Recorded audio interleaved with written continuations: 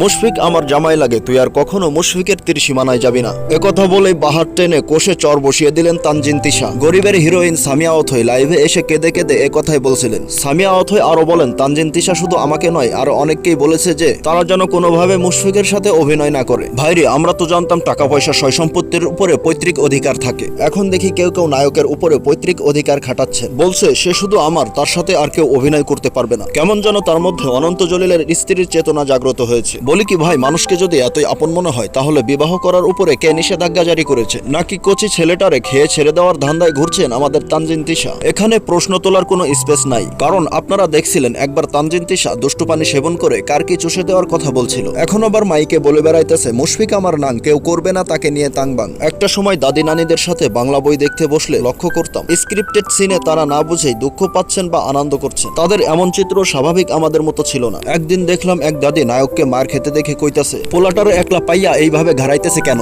ওইখানে ঠেকানোর মতো কি কেউ নাই? আর একদিন দেখলাম সুদানের নাতি কান্দা দিছে, কারণ জিগাইলে কয় নায়ক মারা গেছে। পরে কোন রকম বুঝ দিলাম, আরে এই হালার পুতেরা মরে না, একটু পরে জেতা হইয়া যাইব। একটা কথা একটু ভাইবা দেখেন, এই দাদি নানিরা যদি বর্তমান সময়ে বিনা স্ক্রিপ্টে এই মারামারি দেখতো তাহলে মনে হয় কান্দা পুরা দেশ ভাসাইয়া দিত। তবে আমরা কিন্তু বেশ মজা পাচ্ছি। দুই কুকুরের কামড়া কামড়ি দেখে হাতে তালি দেওয়াটার মজাই অন্যরকম। সামিয়া অথই বলেন, স্ক্রিপ্টে ছিল আমি তানজিন তিশাকে একটা চর মারবো, সে রেগে ওই স্থান ত্যাগ করবে, অথচ তানজিন তিশা চলে না গিয়ে উল্টো আমাকেই কোষে থাপ্পড় বসিয়ে দিল। এই অসম্পূর্ণ কাহিনীর পুরোটাই না শুনে ছোট ভাই মতলবে কয়, মনে হয় স্ক্রিপ্টে নাম লেখা ছিল না, দুইজনেই ভাবছে যে তাকেই থাপ্পড় দিতে বলা হয়েছে। স্ক্রিপ্টে এমন কিছু লেখা ছিল একজন থাপ্পড় খেয়ে সরে যাবে আর একজন মুশফিকের সাথে লেবুর রস আদান প্রদান করবে। এই জন্যই দুই চুল সেরা অভিনেত্রীর মধ্যে কামড়াকামড়ি বাইধা গেছে। তো যাই হোক, সর্বশেষ একটা অকাজের কথা শুনেন। আপনারা স্ক্রিপ্টেড কাহিনী দেখতে দেখতে বোর হয়ে গিয়েছেন, আপনাদের বোরিং তন্ত্র দূর করার জন্যই আমাদের চুল সেরা অভিনেত্রীরা এমন পদক্ষেপ নিচ্ছেন, সাথে নিজেদের ছোট মন মানসিকতার পরিচয়টা পাবলিকের সামনে তুলে ধরছে।